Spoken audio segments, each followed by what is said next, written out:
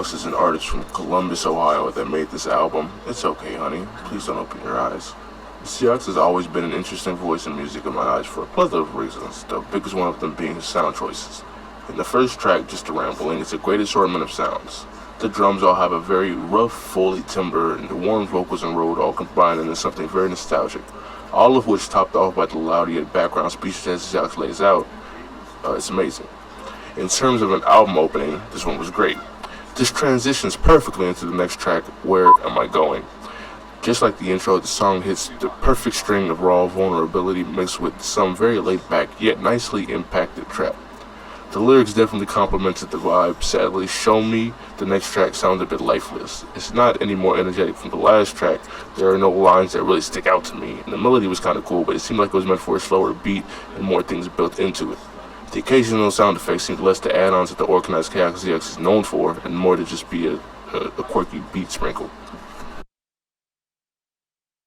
The last bit of the song being that it's very long and it overstays its welcome, as when he slows down the song at the end, it's usually a great addition, but this time it felt like it was dragging an already long song out. The next track, which was also a single, does everything Show Me tried to do, but 10 times better. The ad-libs, rapid flow, occasional sound effects, and melody all make an amazingly dizzy song that does a better job of capturing that confusing energy that Zeox. Come Back, Fall Asleep for me is one of the most interesting songs on this album, mostly for the creative drum placement and arrangement. I love that despite the vast array of sounds he used, it blends quite nicely like the intro. Putting the song closer to Just Rambling would have definitely did a better job solidifying the album's motif, but it's understandable.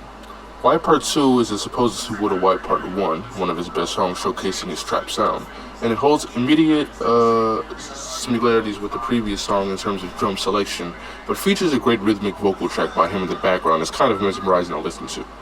Before talking about an ode to my dear Allison, I do have to mention how much I appreciate the songs that actually transition from one to another very smoothly within the song's respective vibes. Listening to this album doesn't feel like I'm on crack. It's a very well-paced album.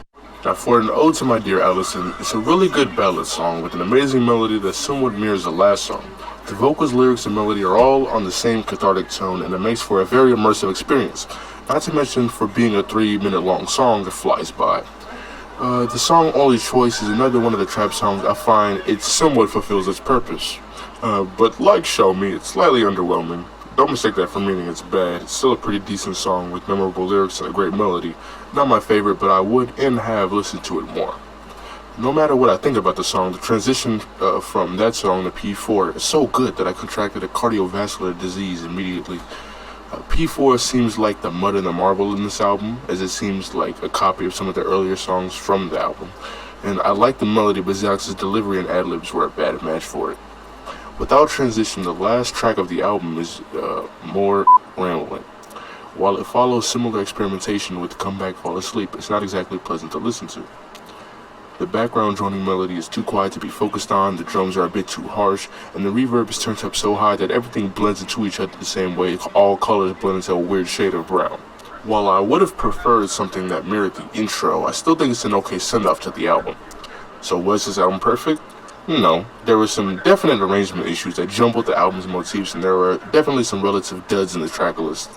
I still think that the high points of this album were a blast, were very sobering, are very memorable, and to make up for the less memorable tracks.